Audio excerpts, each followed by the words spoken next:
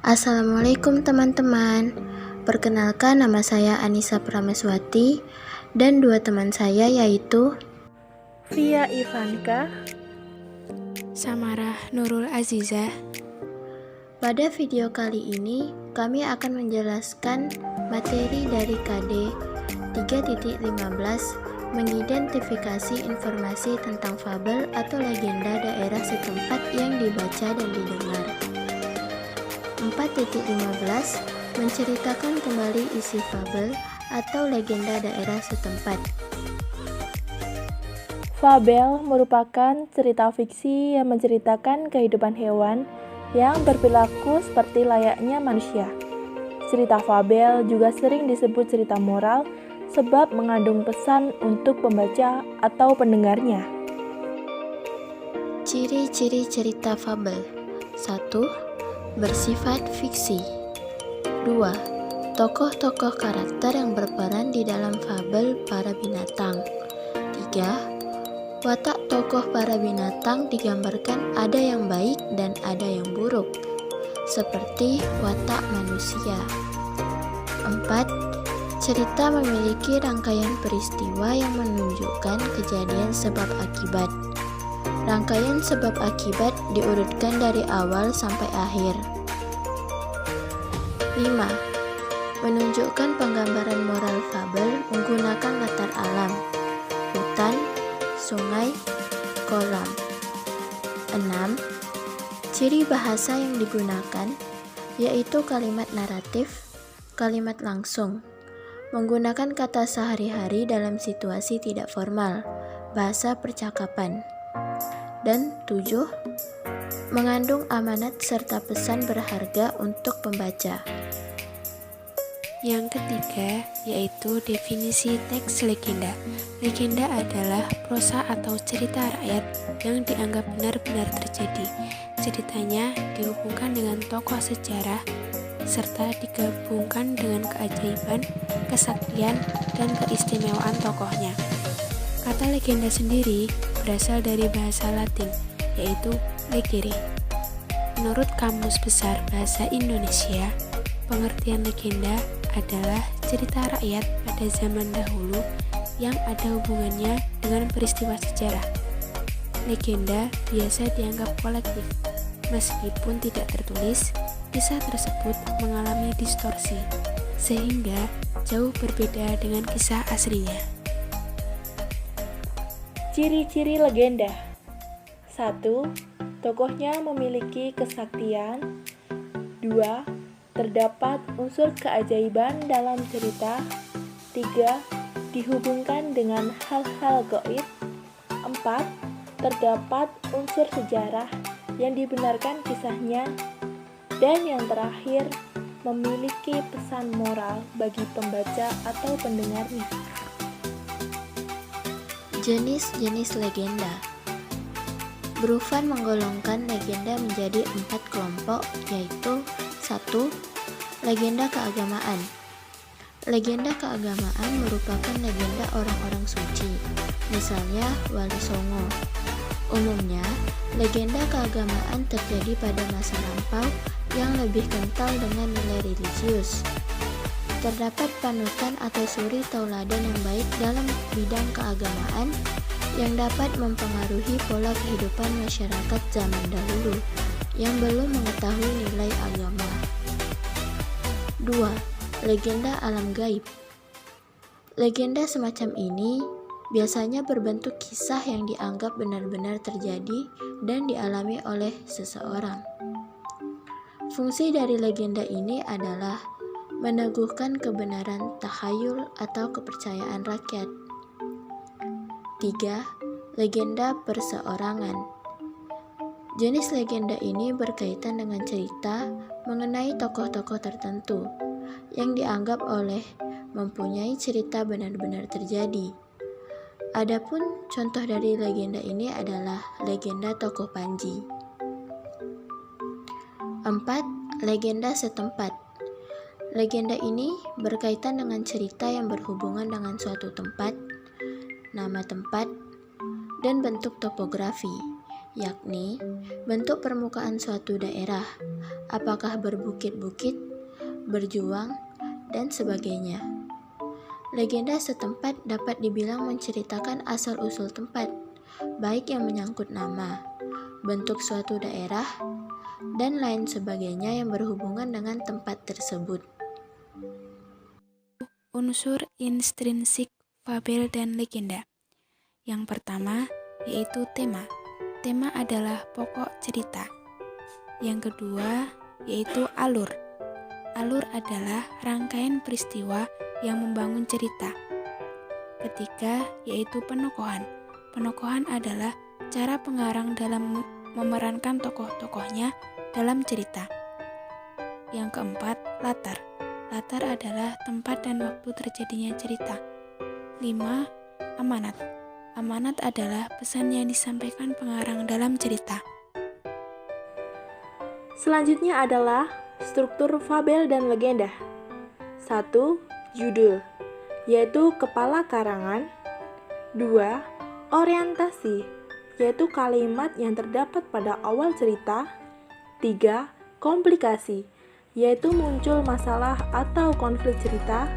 4. Klimaks, yaitu konflik mencapai puncaknya. 5. Resolusi, yaitu bagian penyelesaian masalah atau pemecah konflik pada cerita. Dan yang terakhir, koda, yaitu pesan moral dari pengarang. Tidak semua pengarang menyantumkan koda pada ceritanya. Monyet dan buaya. Pada suatu hari, hiduplah sepasang suami istri. Namun mereka bukanlah manusia, melainkan sepasang buaya. Lihatlah mereka.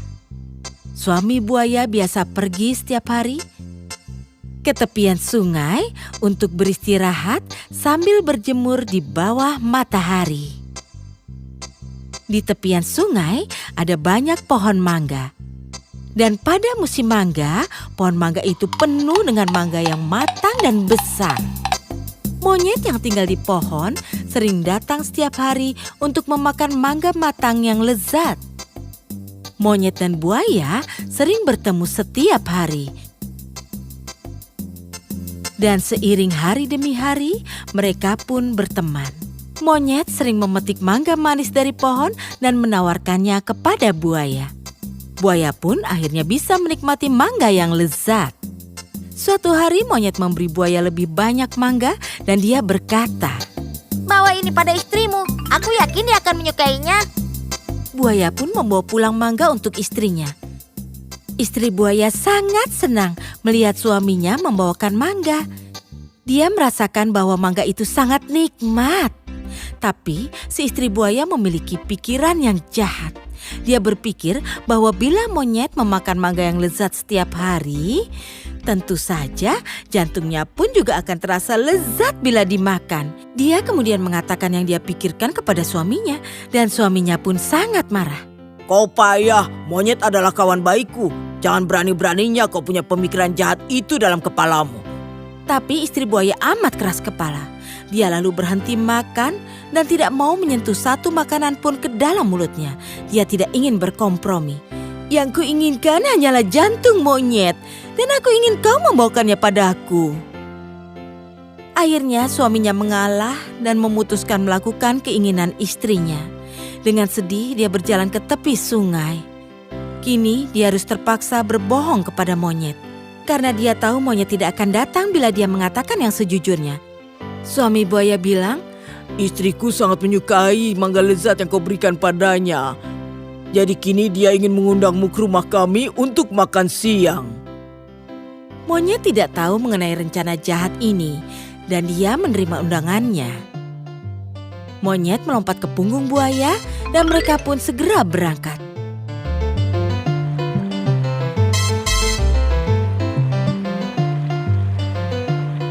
Di tengah perjalanan, buaya tidak kuasa untuk tidak memberitahukan yang sejujurnya. Dia pun bilang, Maafkan aku monyet temanku, istriku yang telah memaksaku untuk mengajakmu ke rumah kami. Aku telah menipumu. Rencana jahatnya adalah untuk mengajakmu makan siang di rumah kami. Tapi sejujurnya, dia ingin menyantap jantungmu untuk makan siang. Apa yang harus kulakukan? Ya Tuhan, Monyet pun mulai bergidik mendengarnya. Tapi dia sangat cerdik dan langsung memikirkan sebuah rencana. Dia berkata, Benarkah? Kenapa kau tidak mengatakan hal ini dari tadi?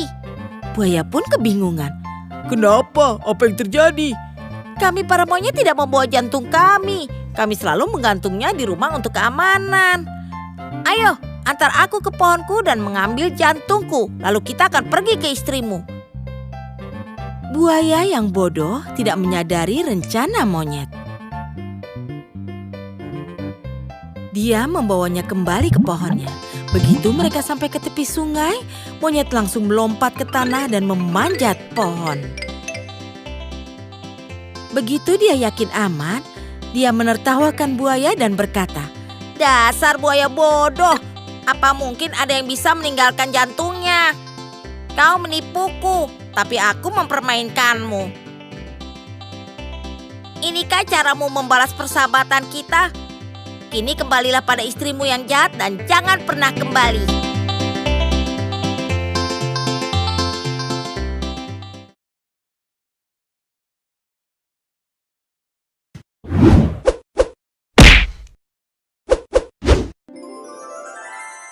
Telaga Sarangan atau Telaga Naga. Telaga Sarangan adalah sebuah danau vulkanik yang terletak di lereng Gunung Lawu, Magetan, Jawa Timur. Telaga ini menjadi salah satu tujuan wisata yang cukup terkenal di wilayah Magetan dan sekitarnya. Pada zaman dahulu kala, hiduplah sepasang suami istri yang bernama Ki Jalilung dan Nyi Jalilung. Mereka hidup sederhana dan bahagia di sebuah pondok kecil pada sebuah tepian hutan di lereng Gunung Lawu nan sejuk. Sehari-hari, Ki Jalilung bercocok tanam jagung di sebuah ladang. Ki Jalilung merasa bahagia karena tanaman jagungnya tumbuh subur. Nyi, hari ini aku akan ke ladang untuk menyiangi pohon-pohon yang menutupi tanaman. Iya Ki, hati-hati di ladang. Jangan pulang terlalu sore. Ki Jalilung selalu bekerja dengan giat merawat ladang. Tiba-tiba, Ki Jalilung melihat sebuah telur berwarna putih keemasan yang sangat besar di bawah pohon besar tersebut. Hah? Telur apa ini ya? Oh iya, sebaiknya aku bawa pulang saja telur ini. Mungkin istriku tahu ini telur apa. Wah, ini telur apa Ki?